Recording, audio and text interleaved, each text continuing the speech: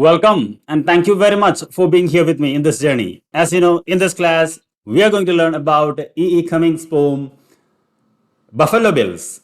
I have divided the class into three parts. In the first part, we will discuss about Cummings. Then we will have an introduction to the poem, and we'll have a poem analysis. And as you know, this is one of the shortest poem and is easy to study. So E. Cummings, he needs no introduction, as you know, but still, from the examination point of view, you must know something about him. The first thing is his full name, which is, as you know, Edward Aslan Cummings. He was an American poet, painter, essayist, author, and playwright, and he's associated with the modern free verse form of poetry, which is a kind of poetry taken from the French pattern. He was highly influenced by the French masters.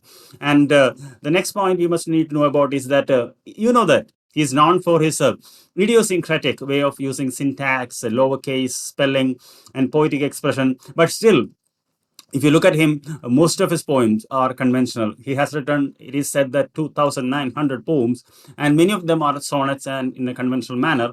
And the next point is that just like Hemingway, he was also participated in the war as an ambulance driver, and he was sent to Paris, and it is there he got a lot of inspiration. He was later jailed there, and he was known for his anti-war views.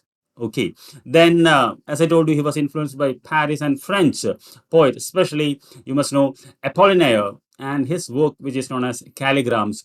In calligrams, if you say a poem is written just like Eiffel Tower, and that way of writing got inspired by him. He is also known as an avant-garde writer, and his first work was a novel about his stay in Paris prison, The Enormous Room, published in 1922. And his first poem collection was Tulips and Chimneys in 1923. And if you see in his career, starts from 1920s, in which he wrote his Buffalo Bill, to 1955 or 60. He almost all influences you can find in his poem: modernism, romanticism, imagism, surrealism, Dadaism. So ultimately, he was what you may call more than what we may have think of him. And second thing is that Buffalo Bills. I'm sure we have studied this for our post graduation, and uh, so ultimately the central theme is death. Okay, and inevitability of death, and of a larger than life cowboy named Buffalo Bill. And if you look at the structure of the poem, it is written like a pistol. Actually, I didn't know that point when I studied this for my post graduation, but later I found that it has the structure of a pistol. That is the pistol used by Buffalo Bill. And as I told you, it was published in 1920 in the magazine The Dial. And who was Buffalo Bill? They may ask you. It is William Frederick Cody, who is known as a Buffalo Bill. He was a bison hunter and a showman, and he was part of a circus. And cowboys, they stand for masculinity, then heroism and toughness, and they were also representative of the American Civil War.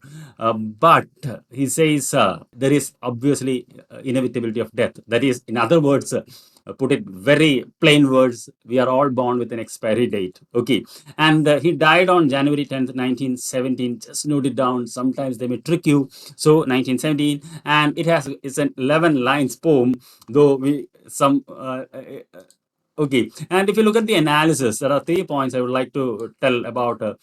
Primarily, Buffalo Bill, it's about a larger than life character of a what we call Wild West cowboy showman, Wild West.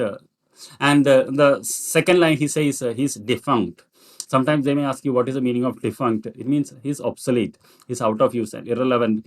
And as I told you, the central theme of the poem, and obviously all of us die. That is what he wants to say. So maybe the anti-war views coming into the poem.